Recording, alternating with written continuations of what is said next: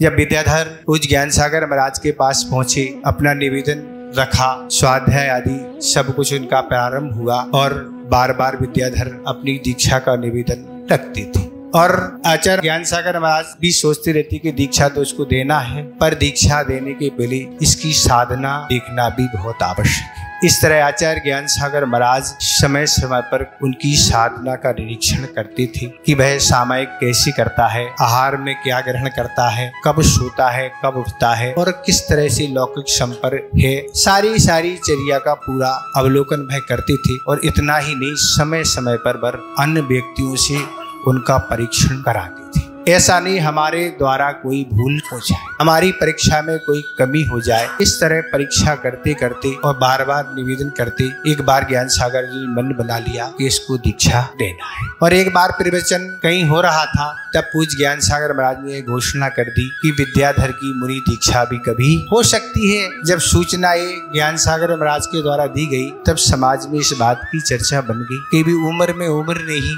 20-21 वर्ष की उम्र है और अभी कुछ 11 महीने आए हुए हैं और डायरेक्ट मुनि दीक्षा देना कहाँ तक उचित है। अनेक विद्वानों ने पूज्य ज्ञान सागर महाराज से निवेदन किया कि अपरिचित व्यक्ति है, इसलिए डायरेक्ट मुनि दीक्षा नहीं देके क्षुल्लक दीक्षा दी जाए। और भी अजमेर के जो सेठ भागचंद जी सोनी थे, उन्होंने भी यही निवेदन रखा ज्ञान सागर महाराज के समक्ष के मुनि दीक्षा देना अच्छा नहीं। तब ज्ञान सागर महाराज ने यही कहा कि हमने सारी उसकी चर्या का अवलोकन कर लिया है, किसी तरह से हमने उसको कम नहीं पाया उस दीक्षा के अनुरूप, इसलिए तो हमें मुनि दीक्षा ही देना है। भले मैं दीक्षा मुनि दीक्षा ही दूंगा, यहाँ नहीं तो जंगल में दूंगा, पर दूंगा क्या, मुनि दीक्षा ही दूंगा। मैंने सारा परीक्षण करने के बाद यह निर्णय लिया है। तो ऐसी सारी बात ज्ञान सागर महाराज ने कही और ज्ञान सागर महाराज ने यही कहा हमारी अब उम्र बहुत अल्प बची, अगर हम इसको क्षुल्लक दीक्षा, एलक दीक्षा आदि देते रहेंगे, हमारा कोई भरोसा नहीं, हम कब इसको अध्यात्म की शिक्षा दे पाएंगे। आचार्य कुंद महाराज द्वारा जो रहित अध्यात्म ग्रंथ है, वो हम